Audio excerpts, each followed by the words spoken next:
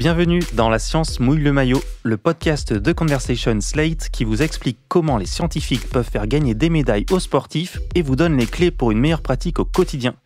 Je suis Benoît Tonson, journaliste scientifique pour The Conversation France.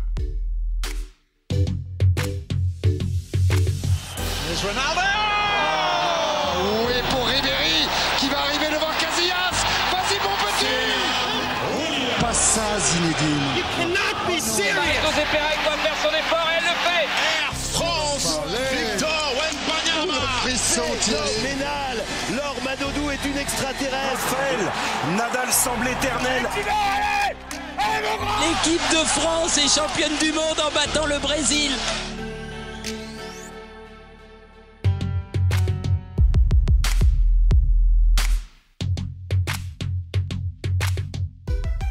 Alors en regardant le peloton du Tour de France avaler des kilomètres pendant des heures, franchir les cols les plus pentus, vous imaginez peut-être que dans le cyclisme, tout se passe dans les jambes, qu'il suffit de pédaler. Eh bien détrompez-vous, car le cerveau des coureurs professionnels tourne aussi à plein régime pour calculer la meilleure trajectoire en descente, faire attention aux autres coureurs lors d'un sprint ou décider quand placer une attaque. Edwin Guérino, bonjour. Bonjour Benoît. Vous êtes journaliste pour The Conversation France et vous allez nous plonger dans les méninges des coureurs. Et oui, le cerveau d'un cycliste est aussi en ébullition pendant la course. Car en plus du mental, indispensable pour supporter l'effort physique et garder la motivation, le coureur doit en permanence s'adapter et ajuster ses performances pour faire face à l'imprévu. Tout en étant attentif à ses sensations et à son environnement, il doit savoir quand s'économiser et quand prendre des risques. Quelles sont les techniques qui peuvent les aider à gagner les quelques secondes parfois cruciales pour la victoire ? Pour en parler, nous recevons Sidney Gropret, bonjour. Bonjour. Vous êtes maître de conférence en neurophysiologie à l'Université de Franche-Comté et vous travaillez sur les effets de l'entraînement sur la plasticité du système nerveux et en particulier en lien avec les muscles. Alors tout d'abord, il faut rappeler que dans la performance sportive, il n'y a pas que les muscles qui comptent, le cerveau a aussi un rôle. Est-ce que vous pouvez nous en dire plus ? Si on connaît bien les qualités physiques qu'il faut travailler pour être bon en sport, c'est-à-dire l'endurance, la souplesse, la force, on connaît un petit peu moins cet aspect qu'on appelle les fonctions cognitives, qui sont aussi extrêmement importantes dans de nombreuses activités sportives. On pourrait citer par exemple des connus comme la mémoire ou l'attention, des un petit peu moins connus comme l'inhibition ou la flexibilité. Toutes ces qualités sont aussi évidemment très importantes et sont à travailler et ne se travaillent pas n'importe comment. Et plus particulièrement dans le cyclisme, lesquelles de ces fonctions sont les plus importantes ? Alors dans le cyclisme, c'est une activité beaucoup plus complexe qu'on l'imagine, puisqu'on a besoin d'attention, évidemment. On a besoin aussi de flexibilité, puisqu'il faut être capable de prendre des décisions très rapidement. Et le cyclisme est aussi, contrairement à ce qu'on pourrait imaginer, un sport d'équipe, donc ce qui nécessite d'adopter des stratégies tout au long de la course. Et puis, pour finir, c'est aussi une activité d'endurance au niveau cérébral, c'est-à-dire qu'il faut être capable de maintenir une certaine concentration pendant de nombreuses heures. Vous nous parlez donc des fonctions cognitives, de à quel point il faut réfléchir, être attentif pendant la course, mais entraîner le cerveau, ça va aussi avoir un effet sur les muscles. Tout à fait. En fait, ce qu'il faut comprendre, c'est que la performance musculaire, elle est quasiment à 50% aussi dépendante des capacités du cerveau. Le cerveau, il envoie des impulsions électriques en direction du muscle, et plus il va y avoir d'impulsions électriques, plus il va y avoir de force développée. Donc travailler cet aspect-là, travailler le cerveau, amène directement aussi de meilleures capacités musculaires. Sidney Gropret, merci pour ces premiers éléments. Je vous propose d'écouter quelqu'un que vous connaissez bien nous parler des futures applications de vos recherches. C'est Frédéric Grapp, il est directeur de la performance de l'équipe cycliste professionnelle Groupama FDJ. On a échangé avec lui au téléphone. Non, pour l'instant, on ne serait pas sur de la réalité virtuelle, on serait plus sur un entraînement sur home trainer ou sur tapis roulant, parce qu'on a les deux ici. Donc sur home trainer, l'avantage c'est que le vélo est fixe, donc on pourrait éventuellement faire en sorte que l'athlète, pendant un effort de pédalage à différentes intensités, on l'obligerait finalement à un moment donné à faire des opérations mentales, en fait, qui pourraient être des films à regarder sur un écran, pour lui demander aussi de faire des sortes d'analyse mentale, de calcul mental pour le fatiguer tout en pédalant.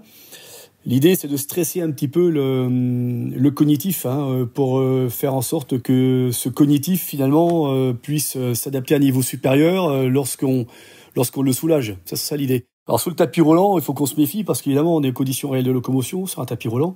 Vous imaginez, ils sont en train de pédaler sur un tapis. Donc, il faut qu'on fasse attention à faire en sorte qu'on ne modifie pas trop non plus leur habilité de pédalage pour pas les faire tomber, en fait. Donc voilà, on est entre. Je pense que ça va se faire un petit peu sur les deux. Mais pour l'instant, on est encore dans une réflexion sur ce qui va être mis en place. Voilà, Frédéric Grapp, il nous parle de plusieurs techniques, il parle de réalité virtuelle, d'entraînement sur home trainer ou sur tapis roulant. Il y a différentes choses pour entraîner les capacités cognitives et cérébrales des sportifs. Est-ce que vous pouvez nous en parler et nous expliquer aussi comment on mesure l'efficacité de cet entraînement ? Il existe un certain nombre de tests qui permettent d'évaluer les capacités cognitives, comme les qualités physiques. Donc, ce sont souvent des tests qui sont faits sur ordinateur ou sur papier-crayon, tout simplement. On peut tester aussi avec certains outils le temps de réaction ou alors la mémoire, en visualisant des images et puis en restituant ce qu'on a visualisé auparavant. Et ce qu'évoque Frédéric Grapp, c'est aussi le principe de la double tâche. C'est-à-dire que c'est bien de travailler les fonctions cognitives, c'est bien de travailler les fonctions physiques, mais aussi l'important, c'est d'être capable de faire les deux en même temps. Et il faut savoir qu'on a un certain nombre de ressources limitées qui fait que plus la tâche cognitive va être intense, moins on va être capable de réaliser la tâche physique, et vice-versa. Donc il faut trouver le bon compromis, et ça se travaille dès l'entraînement. Vous m'expliquiez aussi, en préparant ce podcast, que finalement, on ne travaille pas le cerveau d'un seul bloc, il y a des fonctions distinctes et on les entraîne de façon ciblée.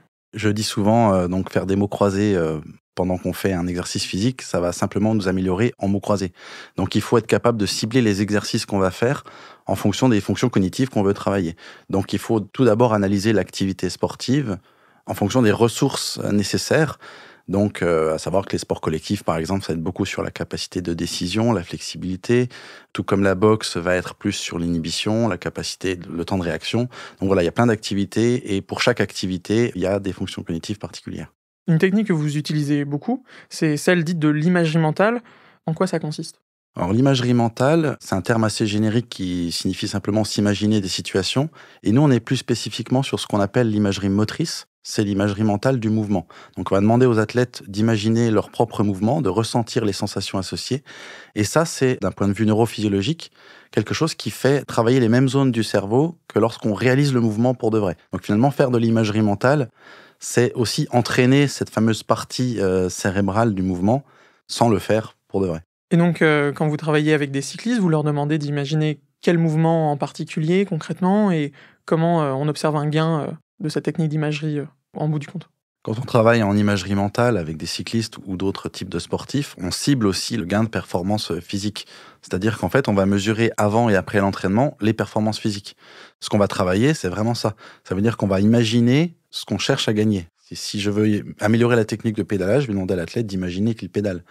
Si je veux améliorer la puissance, je vais demander à l'athlète de mentalement fournir une puissance maximale. Donc les gains en imagerie mentale sont spécifiques au type d'entraînement. C'est exactement comme l'entraînement physique. Qu'est-ce que doivent imaginer concrètement les coureurs cyclistes pour mieux pédaler, mieux maîtriser ce geste ? Ce sont justement les mouvements les plus simples, comme pédaler ou marcher, qui en fait sont les plus compliqués. Il faut savoir que pédaler, c'est une activité qui nécessite l'usage des deux jambes de manière désynchronisée, et ça implique plusieurs niveaux au niveau nerveux. Donc ça implique la moelle épinière pour les mouvements automatisés, mais ça implique aussi le cerveau. Donc c'est extrêmement complexe en fait de gérer le pédalage, et il y a plusieurs façons de pédaler.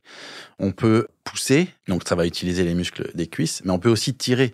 Quand on a le pied coincé dans la pédale, on peut aussi tirer en fait sur la phase ascendante du tour de pédale. Donc il y a énormément de variables qu'on peut ajuster dans la technique de pédalage, effectivement. Donc l'idée de l'imagerie mentale, par exemple, c'est d'optimiser le mouvement en faisant imaginer le bon mouvement. Donc il faut effectivement ce qu'on appelle un script, il faut décrire le mouvement à imaginer par l'athlète. Et puis, comme je le disais, faire de l'imagerie mentale d'un mouvement, ça sollicite les mêmes zones cérébrales que le mouvement réel. Donc c'est directement bénéficiaire pour le mouvement réel. Et une fois que les sportifs ont fait ces exercices d'imagerie mentale et d'entraînement cérébral, est-ce qu'ils repassent dans le labo sur des pédaliers pour mesurer la manière dont ils pédalent, pour voir quel effet ça a eu concrètement ? C'est tout l'intérêt d'avoir un laboratoire de recherche, c'est de pouvoir voir ce qui est invisible en fait. Et on utilise des méthodes d'analyse du mouvement en lui-même qui sont très poussées, donc qui vont aller au-delà de la simple analyse vidéo. Donc par exemple avec des capteurs, avec des caméras 3D, donc c'est ce qu'on appelle de la motion capture, c'est aussi ce qui est utilisé dans le cinéma pour capter le mouvement en 3 dimensions. Ces capteurs sont extrêmement précis, c'est au millimètre près et puis c'est à la milliseconde près, donc on a vraiment une mesure du mouvement très fine. Et au-delà de ça, on peut aussi utiliser des capteurs d'activité musculaire qui permettent de savoir exactement à quel moment se contracte quel muscle. Donc pour le timing des contractions. Donc tout ça, ce sont des choses évidemment invisibles à l'œil nu qui ne peuvent pas être décrites simplement sur le terrain. Et en améliorant ces techniques de pédalage, on peut potentiellement gagner les quelques secondes qui mènent à la victoire. Oui, comme on pourrait améliorer tout un tas d'autres paramètres, c'est extrêmement complexe la performance sportive et d'autant plus en cyclisme, donc aucun facteur n'est à négliger. Et bien sûr, le travail il va être différent en fonction des profils des cyclistes. On ne travaille pas les mêmes choses, j'imagine, avec les grimpeurs ou avec les sprinteurs. Bien sûr, en fait, chaque profil va être différent et chaque type d'étape est différente. Le facteur à prendre en compte, c'est aussi la détérioration de la performance avec la fatigue à mesure que l'étape se poursuit. Le plus important, c'est cette fameuse notion de double tâche où on va devoir gérer à la fois une performance cognitive, donc voilà, de la mémorisation, de l'attention pendant donc de nombreuses heures, et aussi une performance physique. Et à l'interface entre les deux, on a aussi cette fameuse technique qui va aussi être détériorée par le fait que nos muscles sont moins efficaces, mais aussi que notre cerveau est moins efficace. Donc plus la technique est optimale dès le départ, moins on prend le risque qu'elle se détériore sur la fin d'une épreuve, par exemple. Et avec l'équipe Groupama FDJ, donc vous avez travaillé avec eux, comment ça s'est passé et qu'est-ce que vous avez pu travailler ensemble ? Alors avec l'équipe, il y a un certain nombre de techniques qui ont été testées, qui sont à l'heure actuelle au stade d'études scientifiques, notamment la réalité virtuelle pour l'appréhension de la descente, l'imagerie mentale sur la puissance au niveau du membre inférieur, au niveau des jambes, ou encore ce qu'on appelle le neurofeedback, c'est la visualisation de l'activité cérébrale pendant que le coureur est en train de pédaler. Le neurofeedback, c'est-à-dire ? En fait, l'athlète, le coureur, pendant qu'il pédale, porte ce qu'on appelle un casque électroencéphalographique, un casque qui mesure l'activité cérébrale. Et en fait, on va visualiser cette activité cérébrale sur un écran, donc face au tapis roulant qu'évoquait Fred Grapp tout à l'heure. Et l'athlète va être capable d'avoir un feedback, un retour sur son activité cérébrale, comme il pourrait avoir un retour sur sa fréquence cardiaque ou sa puissance. Et cette fois-ci, en fait, on va lui demander de réguler son activité cérébrale pendant qu'il pédale. Et ces techniques, est-ce qu'elles sont bien implantées aujourd'hui dans les équipes professionnelles et bien utilisées ? Je dirais malheureusement non. Je pense qu'il y a encore beaucoup de sensibilisation à faire de ce côté-là. Ça a un intérêt énorme puisque ce sont des techniques qui sont peu coûteuses, voire ça coûte rien du tout de faire de l'imagerie mentale. Et surtout, on va parler de ratio bénéfice-risque, c'est-à-dire que faire de l'imagerie mentale, ça n'ajoute pas de charge physique supplémentaire aux athlètes, donc il peut y avoir que du gain finalement. Et est-ce qu'il y a d'autres équipes qui, comme celle-ci, travaillent en collaboration avec des universités, avec des centres de recherche ? Alors, il y a d'autres équipes, il y a aussi d'autres sports qui sont assez scientifiques, qui travaillent avec des laboratoires publics ou des universités. Et il y a aussi des équipes qui ont leurs propres chercheurs. D'ailleurs, la Groupama FDJ a aussi ses propres chercheurs, ce qu'on appelle donc plutôt dans le jargon sportif des sport scientists. C'est un autre jargon, mais finalement, le métier est le même. Et de plus en plus d'équipes professionnelles ont recours à ce type de spécialistes. Des data scientists aussi, qui vont analyser les données, puisque lors de l'entraînement, il y a énormément de données qui sont récoltées, à la fois par le vélo, à la fois par des capteurs sur les individus. Et donc, toutes ces données, il faut être capable de les analyser et de les interpréter. Et ça, c'est finalement du travail de recherche scientifique. Et donc, vous parliez de neurofeedback. Ça fonctionne tant que les cyclistes sont dans le laboratoire et qu'ils ont l'écran qui leur donne des données. Mais une fois en course, comment ils peuvent savoir, suivre que leur cerveau est en surchauffe et qu'ils n'ont plus de ressources ? L'intérêt du neurofeedback, donc ce feedback qu'on a sur son activité cérébrale, c'est finalement petit à petit d'arriver à s'en passer, tout comme les athlètes ne regardent pas systématiquement leur fréquence cardiaque pendant qu'ils sont en train de pédaler. Donc c'est d'arriver à connecter de toute façon à ses propres sensations. L'idée, c'est pas de conserver cette béquille, entre guillemets, cognitive, c'est de pouvoir connecter ça à ses propres sensations pour que sur le terrain, on soit capable d'identifier ce type de problème au niveau cérébral. Donc le neurofeedback permet justement d'ajuster son activité cérébrale, ce qu'on appelle l'efficience neuronale. Donc l'efficience, c'est la capacité qu'on a à fournir la juste énergie, en fait, c'est-à-dire ni trop peu, puisque le cerveau consomme énormément d'énergie aussi. Au repos, c'est 20% de notre énergie. Et du coup, plus on en met dans le cerveau, moins on en met dans les muscles. Toutes ces techniques, même l'imagerie mentale, la réalité virtuelle, le neurofeedback, donc des outils technologiques qui évidemment n'a plus après sur le terrain. Donc évidemment, il faut apprendre à s'en passer, mais on apprend justement à avoir un retour sur des éléments qu'on n'a pas au départ quand on débute. Donc tout comme, je le répète, on va utiliser la fréquence cardiaque, un retour sur sa fréquence cardiaque au départ, puis petit à petit se connecter avec des outils qui sont finalement beaucoup plus simples, qu'utilise notamment l'équipe Groupama FDJ, comme ce qu'on appelle les échelles de perception de l'effort, dont être capable de coter son effort sur une échelle de 1 à 7 ou de 1 à 10, et de dire là, je me situe à 5 sur 10 au niveau de mon effort. Et est-ce que insérer autant de mesures, de techniques scientifiques dans la pratique sportive, on perd pas quelque chose du virtuose, du champion, qui sait comment atteindre la médaille? On entend souvent parler de dopage cérébral. Alors le terme de dopage, il est quand même assez fort. Oui, bien sûr. Et c'est vrai que c'est des techniques qui, pour l'instant, pour certaines de ces techniques, sont un petit peu dans le flou au niveau de ça. Est-ce que c'est du dopage? Est-ce que c'est pas du dopage? Après tout, on utilise énormément d'autres techniques aussi pour optimiser la force musculaire ou optimiser le retour sanguin. Donc pourquoi pas utiliser ces techniques pour le cerveau? Et puis, ce qu'il faut souligner, c'est que même avec les meilleures techniques du monde, un athlète reste un individu qui a des capacités exceptionnelles. Et une technique, quelle qu'elle soit, technologique ou non, ne remplace pas les effets de l'entraînement et la qualité, je dirais, intrinsèque de l'individu. Sa capacité de résilience, sa capacité de motivation, et aussi parfois même les facteurs génétiques. Un individu exceptionnel dépassera toujours un autre, même avec les meilleures techniques d'entraînement.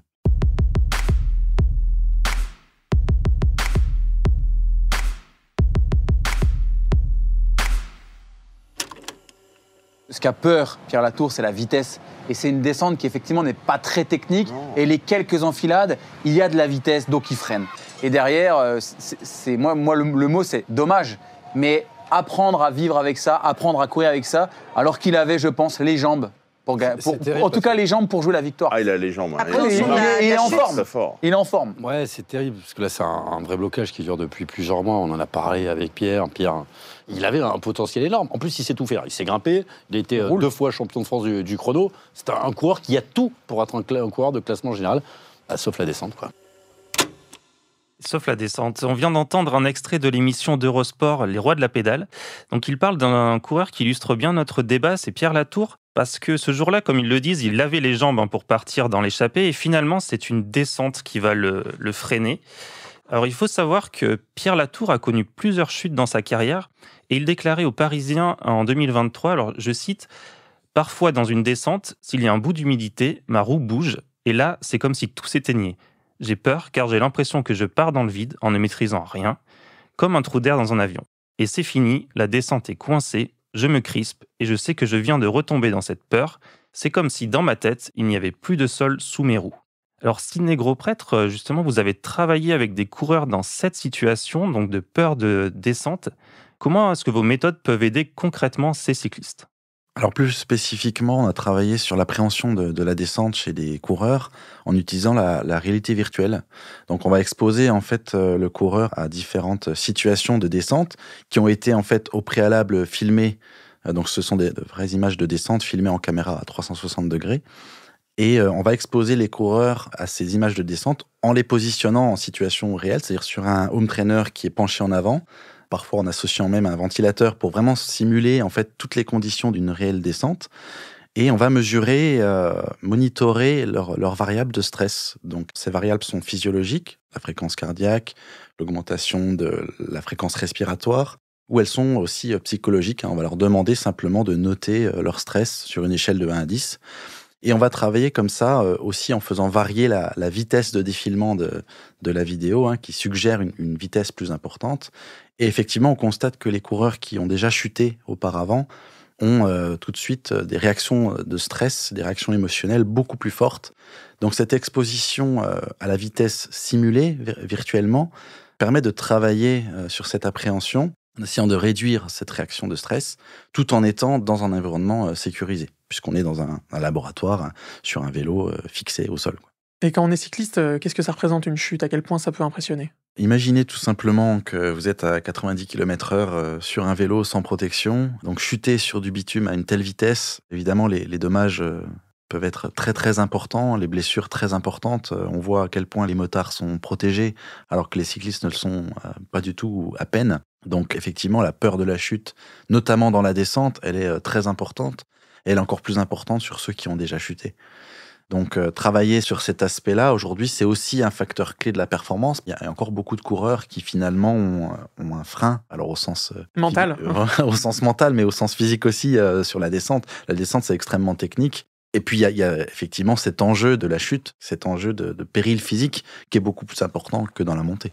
Je vais citer un exemple, c'est Fred Grapp qui me pardonnera de donner cet exemple-là, mais de Thibaut Pinot qui a chuté quand il était jeune et qui s'est fracturé les bras. Et effectivement, ça traumatise pendant de nombreuses années une telle chute. Et on y repense pendant la descente, forcément. Donc, il y a un travail aussi à faire sur soi, d'être capable de chasser ces souvenirs négatifs et puis ces émotions quand on est dans une descente. Et c'est là où, justement, la concentration va être extrême. Parce que sur une telle vitesse, en descente, le moindre écart est fatal. Voilà, vous nous avez parlé de différentes techniques que vous mettez en place avec des coureurs cyclistes. Vous, quand vous intervenez, c'est en cours de stage, vous êtes quelques jours avec eux. Est-ce qu'ensuite, ce sont des choses dont ils peuvent, eux, se saisir et implémenter dans leur entraînement au quotidien ? À l'origine, je suis chercheur, donc je suis un petit peu dans mon laboratoire. C'est vrai que je reçois des cyclistes ou d'autres sportifs pour les tester, et libre à eux ou aux entraîneurs, effectivement, d'aller implémenter ces méthodes sur le terrain en utilisant ce type d'outils. Il faut savoir que les outils qu'on utilise au laboratoire s'exportent assez bien sur le terrain. Et donc, parmi ces techniques, lesquelles s'exportent le mieux sur le terrain ? Évidemment, l'imagerie mentale, puisqu'il suffit d'avoir son cerveau, je crois qu'on l'a toujours avec nous. La réalité virtuelle est très abordable aujourd'hui, les casques sont légers et puis finalement, au niveau du prix, sont relativement abordables. C'est un peu plus compliqué pour le neurofeedback parce que là, il faut un système assez coûteux et puis très technique à utiliser. Mais petit à petit, toutes ces techniques se développent aussi commercialement et puis deviennent abordables. Oui, elles deviennent accessibles pour des équipes professionnelles, mais ce sont aussi potentiellement des techniques qui peuvent être utiles pour les cyclistes amateurs, pour les sportifs de tous les jours, qui peuvent aussi s'en saisir et s'entraîner avec. Bien sûr, tout à fait. Il faut savoir que l'intérêt de ces techniques, c'est aussi d'améliorer la technique, par exemple de pédalage, mais aussi de prévenir, par exemple, une charge de travail excessive qui permet de prévenir le risque de blessure. Donc ça touche n'importe quel type de sportif à n'importe quel niveau. Et pour la réalité virtuelle, vous me parliez de jeux sportifs, en quelque sorte, qui sont aussi maintenant accessibles pour un certain prix, mais quand même au grand public, où on peut, avec un vélo d'appartement, s'entraîner chez soi avec des vidéos qui défilent et entraîner son cerveau. Oui, tout à fait. Il existe un certain nombre d'applications qui permettent de faire du vélo tout en étant connecté à un environnement virtuel. Ces applications se sont bien développées pendant le confinement et puis continuent d'être utilisées aujourd'hui, y compris par les sportifs amateurs.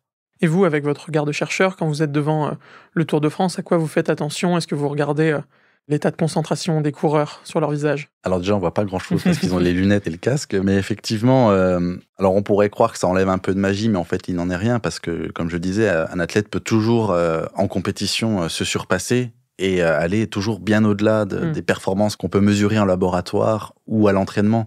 Donc il y a toujours cette espèce de magie parce qu'on a toujours des surprises en fait lors d'une étape ou lors d'une compétition. Le facteur compétition est énorme en fait. On pourrait optimiser tout ce qu'on veut en laboratoire. Il y aura toujours ce facteur compétition, motivation qui fait que l'athlète va vraiment se surpasser bien au-delà de ce qu'on imaginerait le jour J de la compétition. Sidney Gros-Prêtre, merci beaucoup pour tous ces éclairages. Je pense qu'on ne regardera plus le Tour de France comme avant. Je rappelle que vous êtes maître de conférence en neurophysiologie à l'Université de Franche-Comté. Edwin Guerino, merci beaucoup. Et si vous voulez aller plus loin, on vous met des articles en description du podcast et sur le site de The Conversation. Et moi, je vous dis à bientôt.